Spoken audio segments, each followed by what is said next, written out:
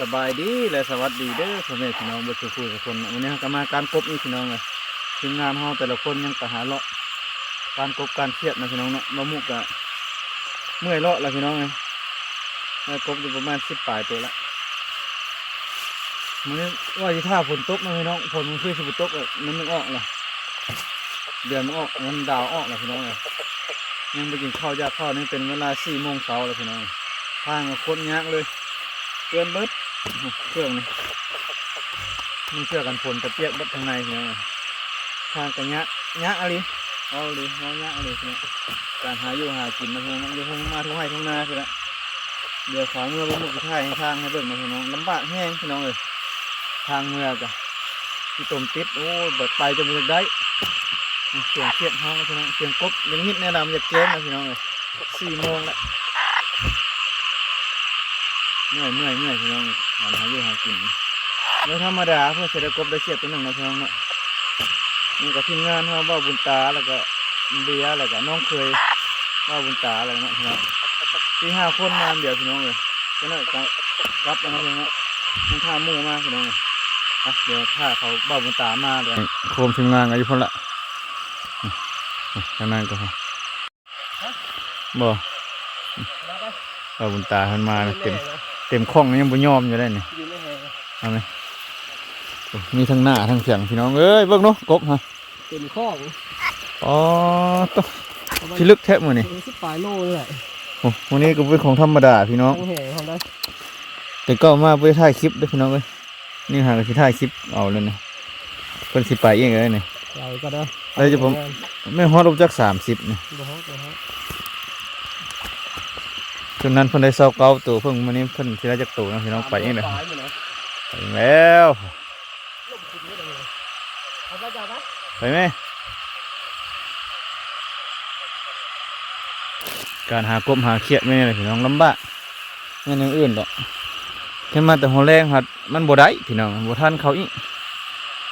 มาตรงมาดึกๆนี่เนาะพี่น้องถึงเจอกับที่แจ้งนะพี่น้องเลย4 โมงครึ่งก็แจ้งนะเพราะว่าอันนี้มันก็นั่นแหละ4 โมงละนี่จะมา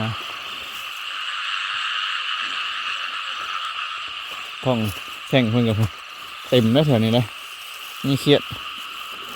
เบียร์พี่น้องเต็มคล่องเลยเนี่ยจุมาคล่องเลย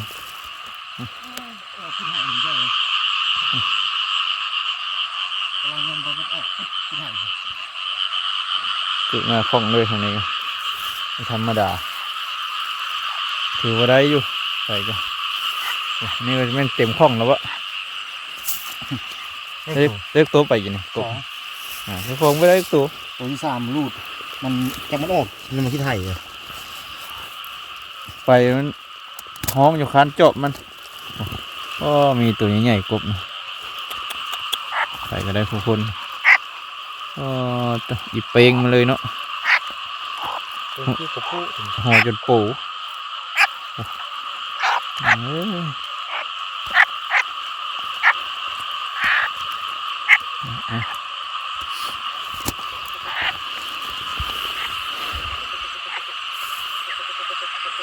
ถือทั้งเหถือทั้งเสียงติดนะได้ทั้งป่าได้ทั้งกบ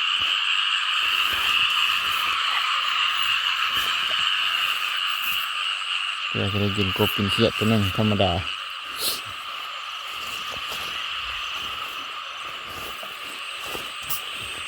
ผู้ซื้อพอซื้อนะผู้ซื้อกินมาหาลำบากให้แต่เบิ่งเด้อบัดเมื่อสิเมื่อได้บ่ทางนะฮะทางแคมคลองฮะติดเท่าไรเมื่อมันสัตว์ลงทางใหญ่ลุยทางใหญ่เมื่อเลยไปนั้นบ่รอดแต่ทางน่ะว่านใช่ครับพุทออกที่ไทยมันมีที่ไทยมันออกเนาะเนี่ยมันประจำหัวหน้าเพื่อเรากบจังห้องอยู่อ่ะทำไมห้องหลายบางคนเยอะดูใส่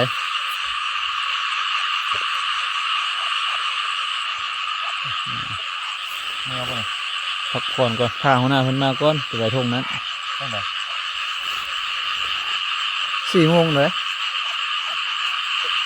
อีก30-40 นาทีจะแจ้งนั่น ฮะ กบบริหักแข้งมันดินเด้ หักก็จะพอไหม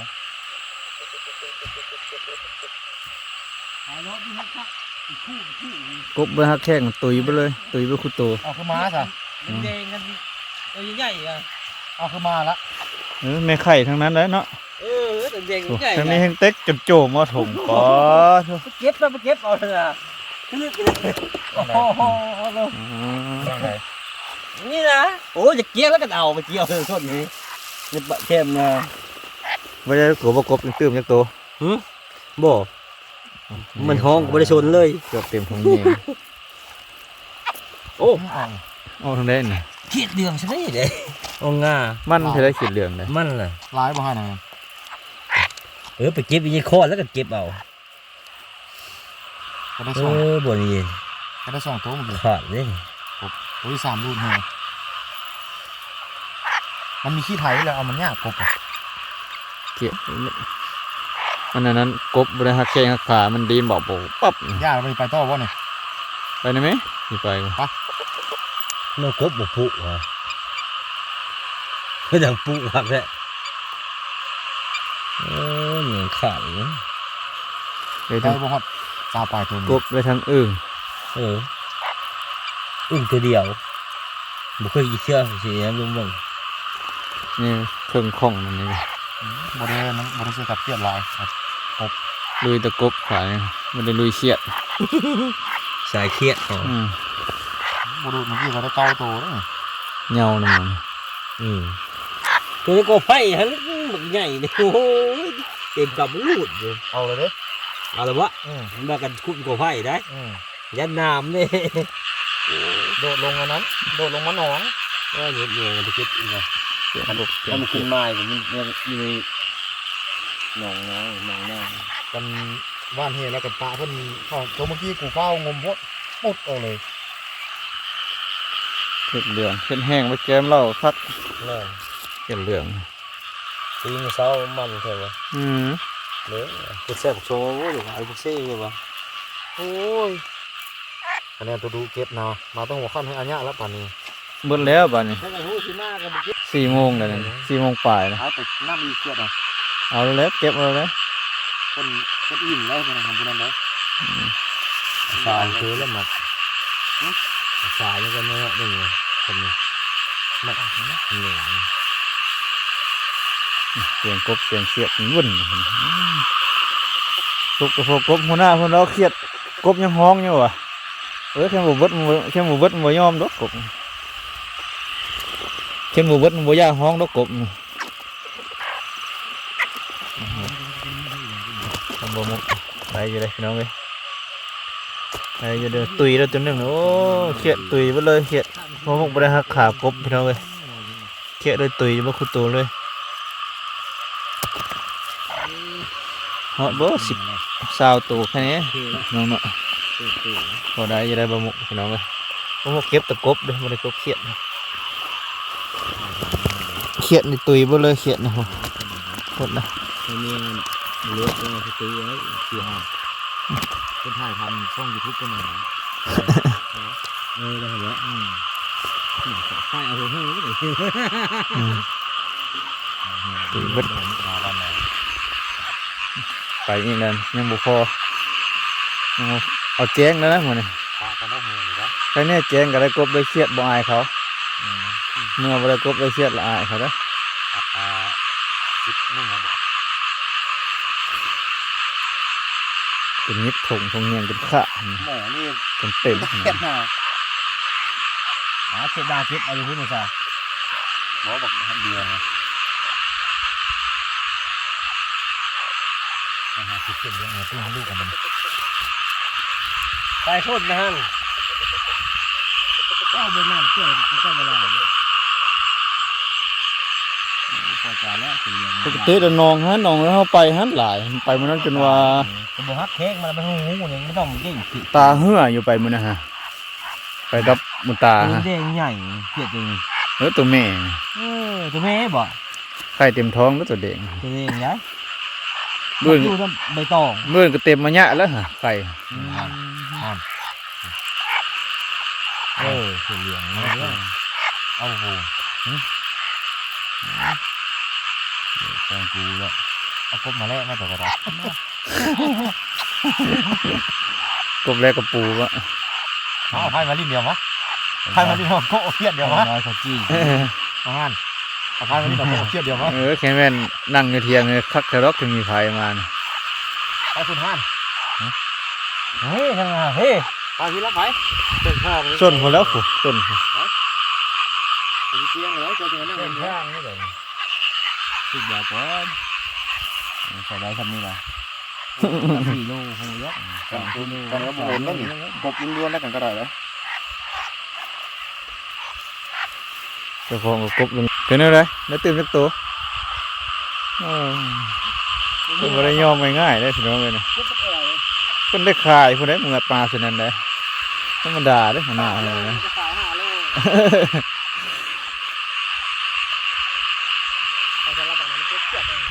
ยังประชุมเดียวพี่น้องว่าเฮ็ดอะไรต่อเนาะสิแจ้งกับสิแจ้งมันยังได้เช่นเรื่องเขาจะได้เช่นเรื่องอันนี้ แจ้งมันบ่ตายบ่ดูแล้วคน พาเบียร์สัตว์พุ่นสัตว์พี่อย่างหน้าบ่มีห้อยเด้นี่ ตัดป่าเลยเนาะ ปืดพุ่นปืดพี่อยู่ เอามานะฮะแล้วมึงเลาะการพงเพลิงเด้อเลาะเส้นเรื่องพงเพลิงแล้วมึงเด้อใช่พงให้ดู เบียร์เบียร์ดู ให้ลุงก็ให้ ไปได้ มากันนี่มันก็พัดขึ้นแล้วมันยังอ่อนต่างๆอยู่ไม่หรอเป็นเหลือง ยังมองเห็นอยู่พี่น้องตอนนั้นมันยังเบิ่งยอมนั่นน่ะ กินลูกเลยหมดเนาะ เฮ้ยของมันเอาทงแยงไว้ได้ เปลี่ยนแล้วครบแล้วเจ้าเลยบ่ได้เชื่ออาจารย์มันเป็นหัวนะครบไปเลย ใช่อ่ะ บ่ได้เชื่อ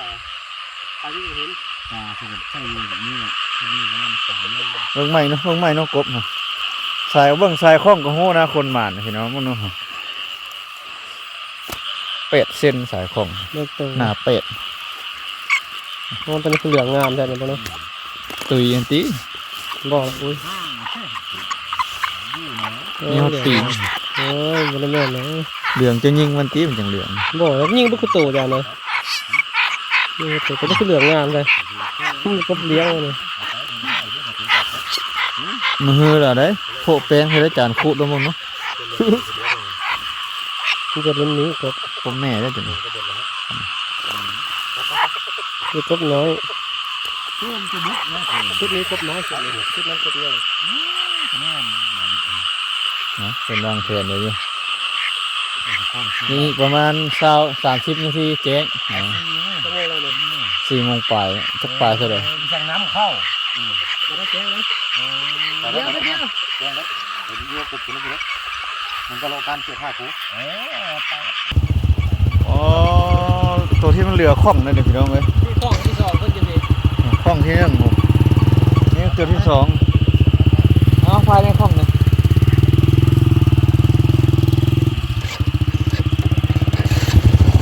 ไปพี่น้องไปส่งนี้ส่งนึงเบิ่งทางนี่บาดครับเบิ่งเดียวเด้อพาหมอนี้ล้มก่อนรถผมมีห้อยพี่น้องเอ้ยเดี๋ยวนี้ยังถือว่าสบายอยู่ทางนี่พ่นทางเมื่อพ่นพี่ตบมันติดแท้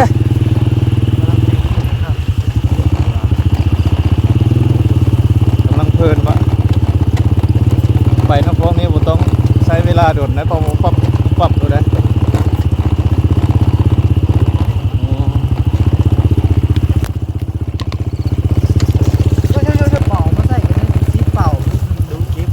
อ้าวแต่จะเก็บบ่ได้มันกบมันบริหารแข็งมันเต้นมันตุยเว้ยได้หลายก็คือกบ60 ปลาย60 ปลายตัวนี่นะบ่เลยฮะมันยังอยู่นี่กินนี่บ่เบิกตัวรถผมมีห้อยพี่น้องเอ้ยเดี๋ยวดินแน่นๆน้อยๆเรื่องตุยมันตุยพี่อยู่นี่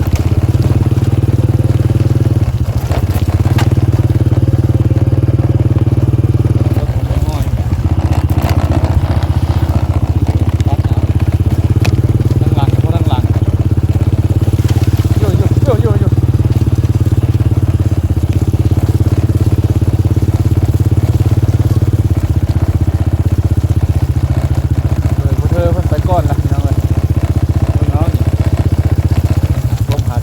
เอาเด้อตรวจให้ได้ปุ๊บ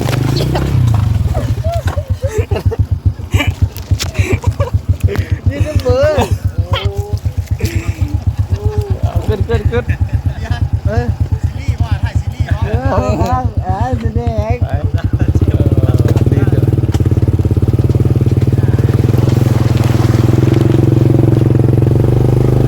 ใจเลยเนาะล้มเลยน้องเอ้ยล้มต่อเอาไหน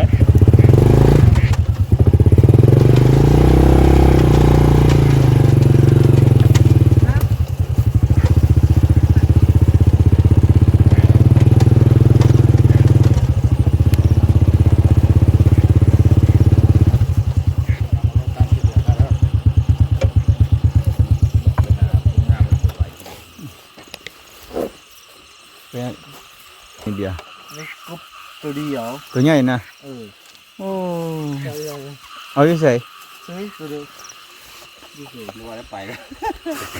ตัวเดียวอยู่ใส่ตัวไปกินตัวได้กบบ่ไปกินนี่ ได้สัน อ๋อ เอาอยู่แถวเดียวเอาอยู่แถวนั่นนะเอาอยู่แถวนะคือมันหมา เห็นอะไรนี่เอาตัวโลตัวเดียวนี่ มาตัวใหม่แล้วจับมามันก็ได้ ตึกกบก่อนนะพี่น้องติ๊กเห็นกบแล้วน้องนั่นก็มีพี่น้องเห็นน้องนั่น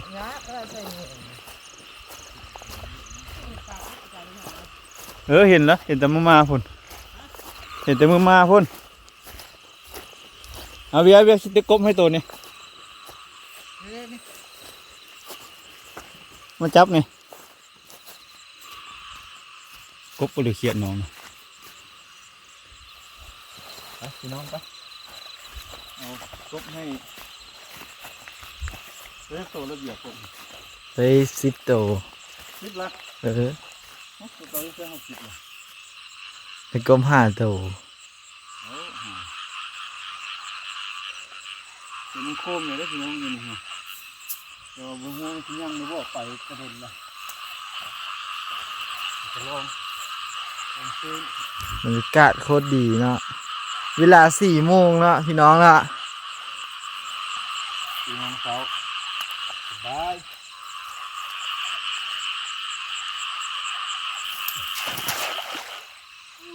งานปั่นเต็ม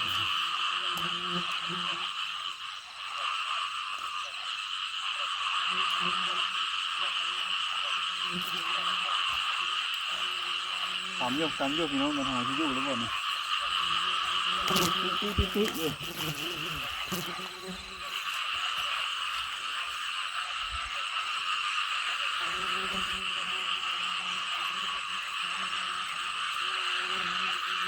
เดี๋ยวเอาไหมเอา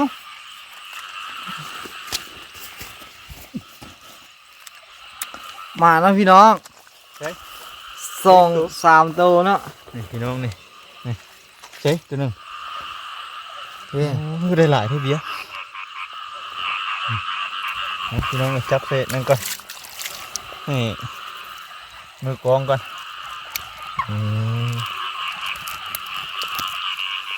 ไปไม่ได้เอาไปไม่ได้ฮักเลยบ่มันติดขี้งัวขี้ควายนะพี่น้องเนาะกบขี้ควายมาแกะนี่ นี่แหละใส่เนี้ย ไม่ฮักแข้งขาได้บ่เดี๋ยวนี้ บ่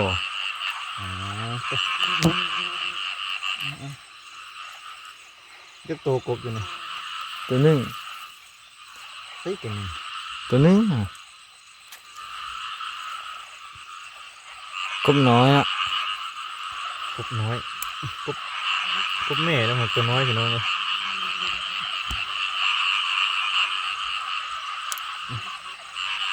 นี่สิไป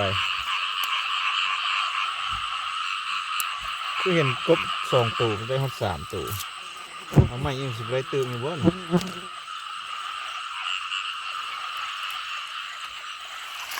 เนาะพอดีป่นนานอยู่เป็นบ่เฮมาเราไม่ได้กินเหรอมันจะลงหนองบ่ได้ ตัวเพชรตัวฟูน ตัวผู้นี่ข้างลายๆนี่ข้างดำ เหม็นเหม็น ๆมันคือคุ้ยกับพวกหมุน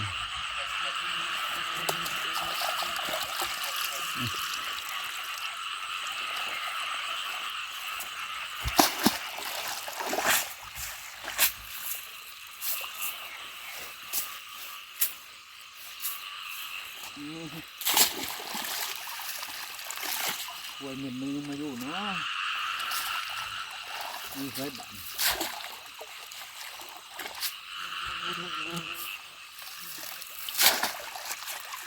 ไปพี่น้องสิ ดี น้องนี่ดึกจะเทิงไปแล้วนี่ลงนี่นะนี่มาสองโซ่มันก็จักนี่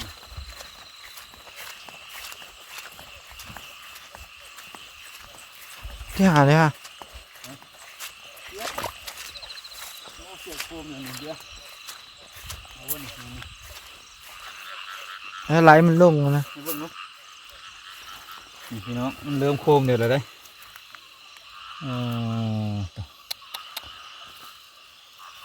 เอาวันนี้ไข่เต็มท้องนะเริ่มผสมพันธุ์ ใส่หยังฮะ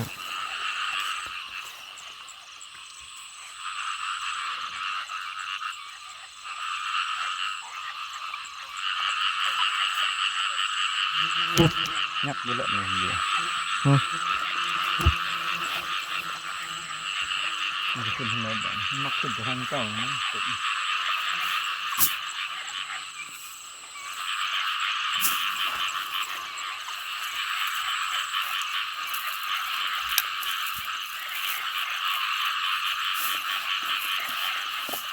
โอ้ขาดไปเลยนี่ติดกบมันขาดไปเลย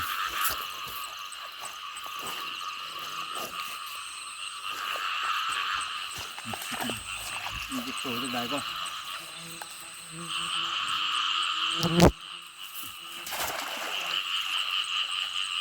ผ่านเยอะสุดหัวมันหาที่กบระบบบ้าน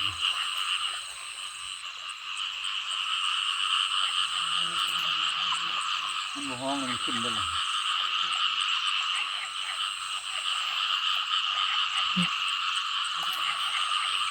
ปั่นไม่ได้ปั่นไม่ได้ปั่นเนี่ย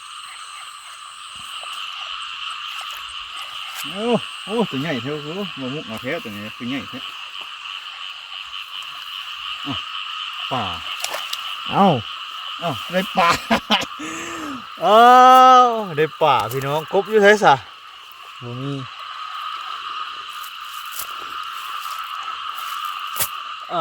น้ำมันคือบริมีมาตรงนี้มีป่าขึ้นมา ว้า เอาเปียว เอาบ่นี่ เอาเลย บ่ได้หมอเอาซะ ผมเอาให้เขาหมดแล้ว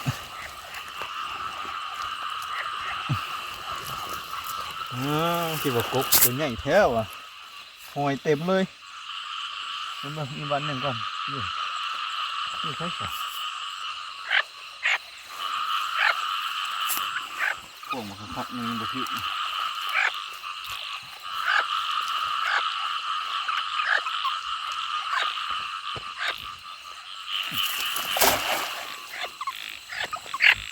่คือบอกว่า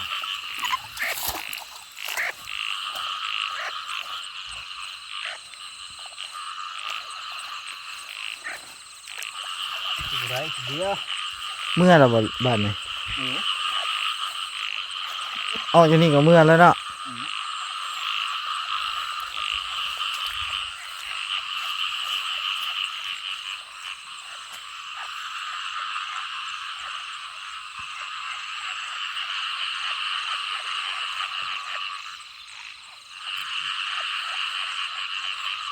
เนี่ยไรเด้อเป็นไง แล้วมันเข้าให้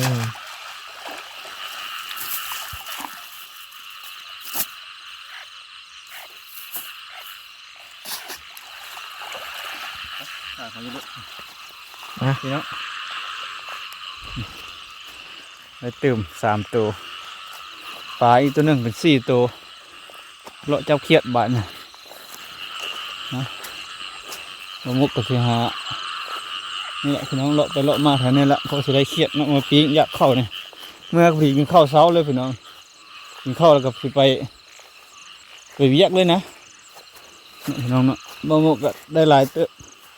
ตึกนี้ก็ให้น้องชายบ่เปียพี่น้องเอ้ยตื่มเพิ่นได้3ตัวเนาะกบเนาะบ่มุกก็พออยู่พอกินละพี่น้องเอ้ยอยู่คนเดียวเนี่ยปั่นไปกินนะพี่น้องเนาะของอยู่ของกินได้หลายก็แบ่งปันกันล้มเนี่ยกินน้องพี่น้องเนาะเจือกมันติ๋วพี่อยู่เล็กใส่หนองหนึ่ง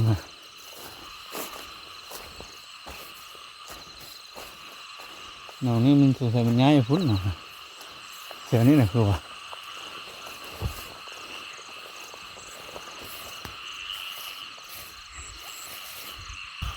ทีมงานกันคนละพี่น้องทีมงานเขาเลาะการยังไม่จะยอมเมื่ออยู่พี่น้องยังไม่ยอมเมื่อเนาะไปเห็นกบเห็นเครียดหลายเด้มันอยากห้องเลยพี่น้องมันเข้ากันละมันอะไรมันสีแจงอะไรพี่น้อง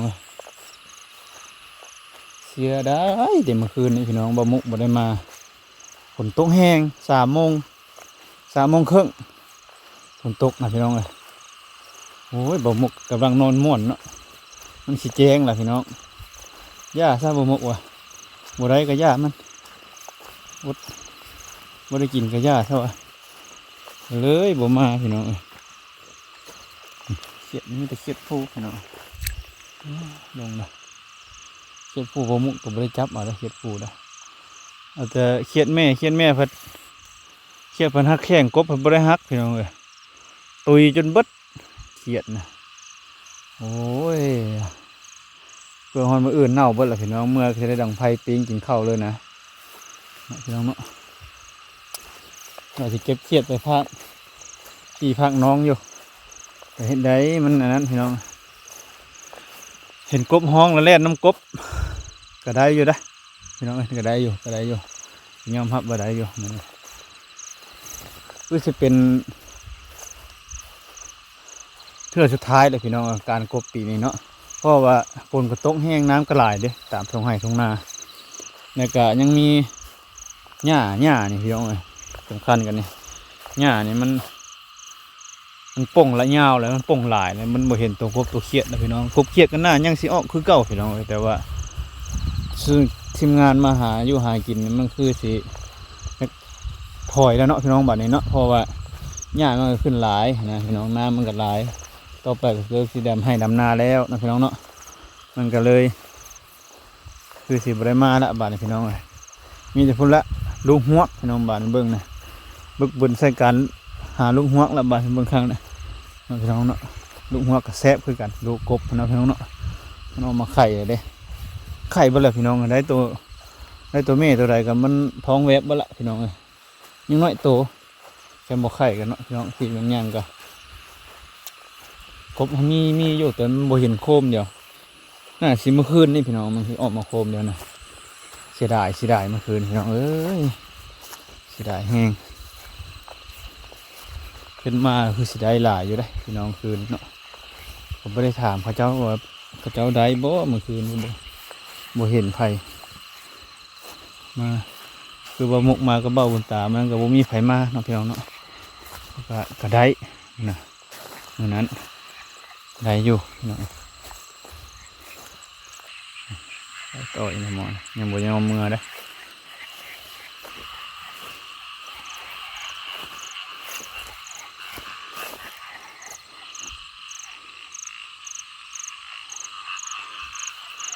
เจ้ายังไปการพี่น้อง